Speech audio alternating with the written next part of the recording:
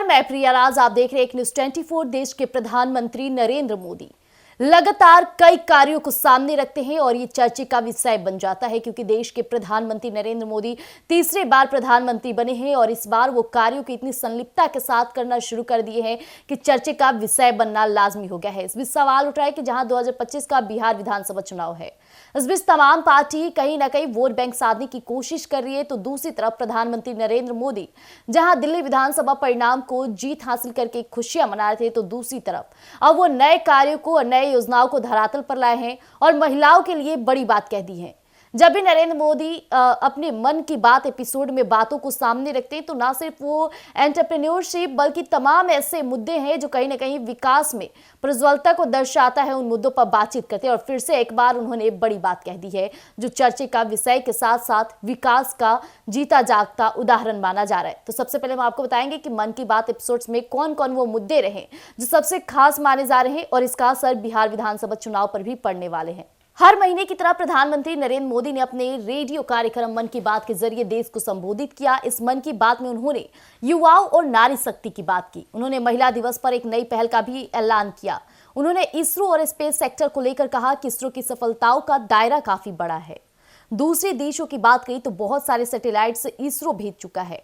अब एक बड़ी बात यह भी आता है कि जब सस्पेंस और साइंटिस्ट की हमारी टीम में नारी शक्ति की भागीदारी लगातार बढ़ रही है, तो मुझे ये देखकर खुशी होती है कि आज स्पेस सेक्टर युवाओं के लिए पसंदीदा है। कुछ समय पहले तक किसी ने इस सेक्टर में प्राइवेट सेक्टर या स्टार्टअप के बारे में नहीं सोचा है, लेकिन युवाओं के लिए सस्पेंस सेक्टर बेहतरीन ऑप्शन बन रहा है। आने वाले कुछ ही दिनों में नेशनल साइंस डे मनाने जा रहे हैं।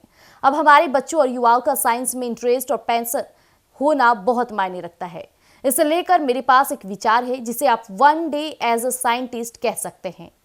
आप अपना एक दिन एक वैज्ञानिक के रूप में बिता कर देखें। आप अपनी सुविधा के अनुसार, मर्जी के अनुसार कोई भी एक दिन चुन सकते हैं। उस दिन आप किसी रिसर्च लैब या सस्पेंस सेंटर जैसी जगहों पर जरूर जाएं। उन्होंने कहा कि स्पेस और साइंस की एक और क्षेत्र है जो तेजी से अपनी पहचान बना रहा है। वह क्षेत्र है आर्टिफिशियल इंटेलिजेंस। एक सम्मेलन में कहा गया था कि वहां भारत की इस क्षेत्र में प्रगति की खूब सराहना की गई।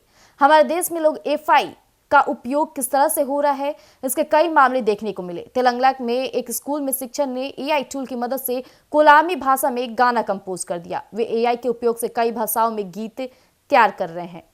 जैसे कि अभी आपने सुना कि महिलाओं की तो बात करते साथ ही साथ इंटेलिजेंस की भी बात करते नजर आए प्रधानमंत्री नरेंद्र मोदी।